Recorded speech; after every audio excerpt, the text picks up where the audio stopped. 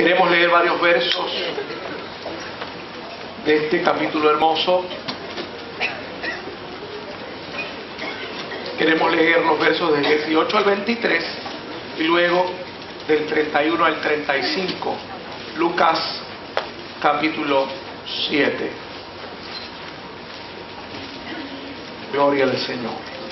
Gloria a Dios. Gloria al Señor.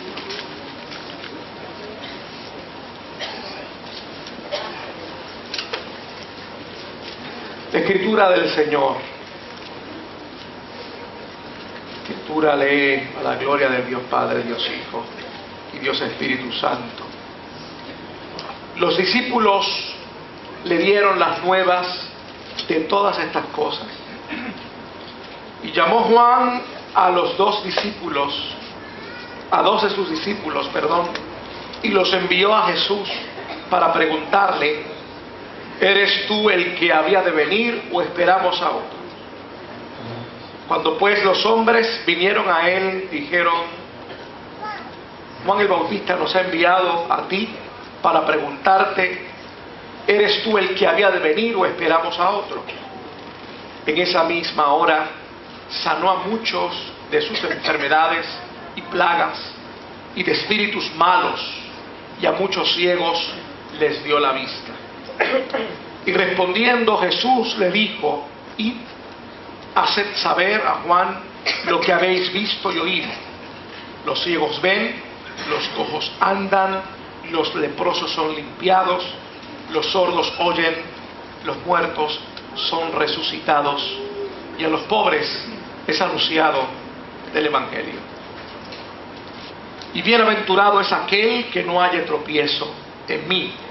Los versos del 31 al 35 leen de la siguiente manera: y dijo el Señor: ¿a qué pues compararé los hombres de esta generación? ¿Y a qué son semejantes? Semejantes son a los muchachos sentados en la plaza, que dan voces unos a otros y dicen: os tocamos flauta y no bailasteis, os endechamos y no llorasteis. Porque vino Juan el Bautista, que ni comía pan ni bebía vino, y decís: demonio tiene. Vino el Hijo del Hombre, que come y bebe, y decís: este es un hombre comilón y bebedor de vino, amigo de publicanos y de pecadores. Mas la sabiduría es justificada por todos sus hijos. Yo quisiera que en esta mañana pudiéramos reflexionar en un tema. Quise ponerle tema a esta reflexión en esta mañana.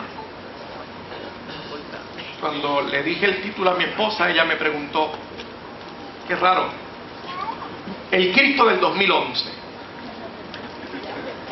basado en 3 preguntas que quisiera compartir con ustedes en esta hora.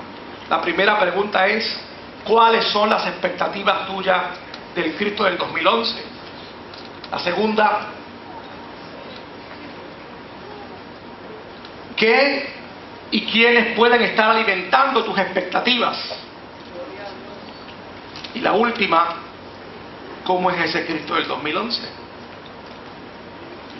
Y yo quisiera basar esta reflexión en base a estos versos que hemos leído, utilizando esta historia muy particular, este evento en particular. Jesús había iniciado su ministerio, su fama se había extendido, como decimos en buen puertorriqueño, como pólvora. Así que los milagros, las buenas noticias que Jesús ya estaba repartiendo en su ministerio y que Jesús estaba haciendo en su ministerio ya eran bastante conocidas.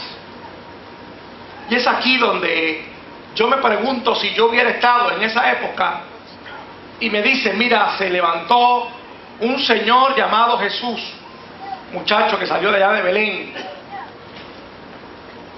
y ha comenzado a proclamar y se están haciendo unos milagros extraordinarios, se están llenando los cultos donde va, ¿qué diría yo?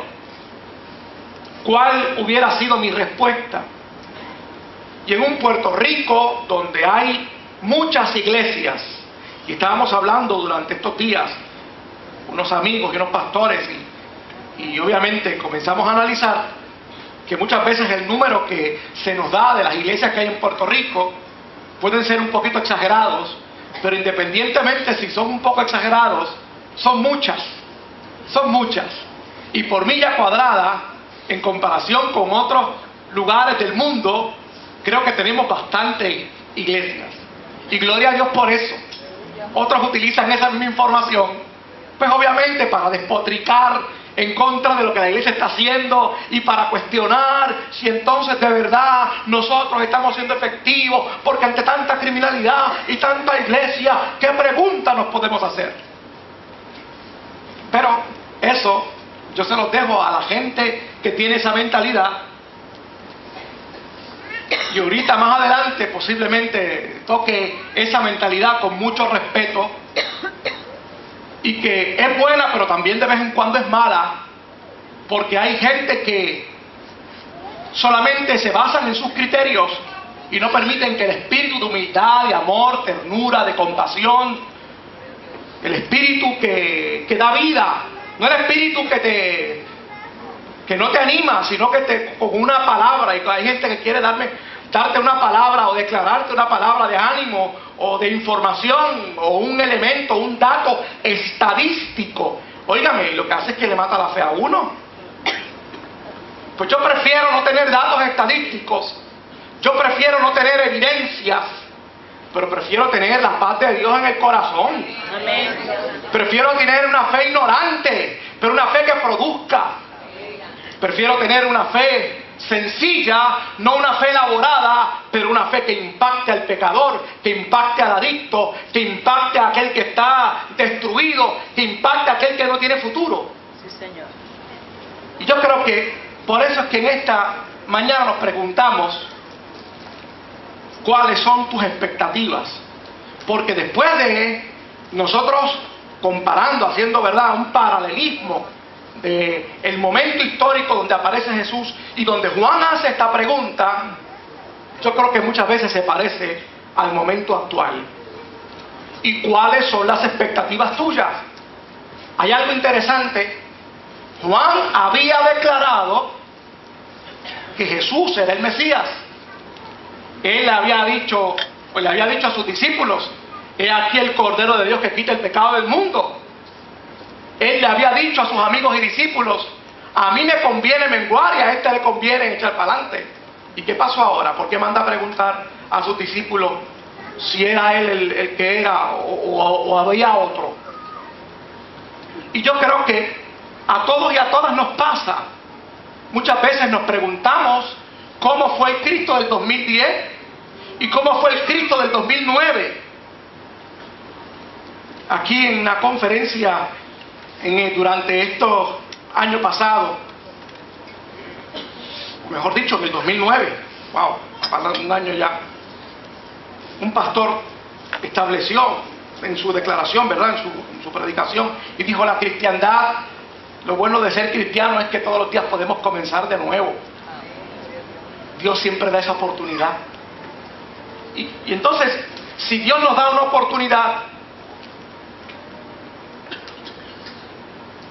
no es que estemos justificando algunas veces las dudas y las expectativas que tenemos, pero en esta mañana, esta reflexión no se trata de juicio, de hacerte un juicio contra tus expectativas, sino de que todos podamos entrar en el mismo bote y decir y mirarnos: oye, yo también he tenido esas expectativas, pero qué bueno que Cristo en esta mañana por su palabra me las aclara. Y Juan, después que había declarado que Jesucristo era el Mesías, después que había podido decir: aquí está el Hijo de Dios, ahora duda. Y un teólogo decía lo siguiente, y yo quise citarlo, en diferentes aspectos o posibles expectativas que tenía Juan. Y la primera es que posiblemente Jesús no satisfacía la agenda mesiánica que tenía Juan en su cabeza con relación a Jesús. No sé si la agenda del Cristo del 2010 satisfizo tus expectativas. Si lo que Cristo hizo contigo te satisfizo, te llenó en el 2010. Esas son posibles expectativas que tenía Juan y posibles expectativas que tú y yo podemos tener en el camino. En segundo lugar, una impresión de cómo Cristo debe actuar en la urgencia extrema del momento en que vivimos, porque el reino se acaba de establecer. Venga un avivamiento de eso, mire hermano, que todo el mundo se convierta. Y en adición a eso, los juicios de Dios se derramen de una vez y por todas. No sé cuáles han sido tus expectativas. Si esa urgencia extrema de que el reino de Dios se establezca en términos de un avivamiento y de que los juicios de Dios se han derramado, hayan estado en tu vida y no lo viste en el 2010. En cuarto lugar, una exagerada exposición de Jesús al exponerse a potenciales rituales de impureza. Rituales tales como ir a donde estaban los muertos y compartir en los cultos funerales, trabajar con los leprosos y trabajar con los enfermos. No sé si las expectativas tuyas y mías del 2010 con relación a ese Cristo posiblemente fueron que estuvo muy expuesto a eso. Fue un Cristo que estuvo mucho con los que sufrían. Fue un Cristo que estuvo mucho con los leprosos, con los que nadie quiere tocar, y con los enfermos.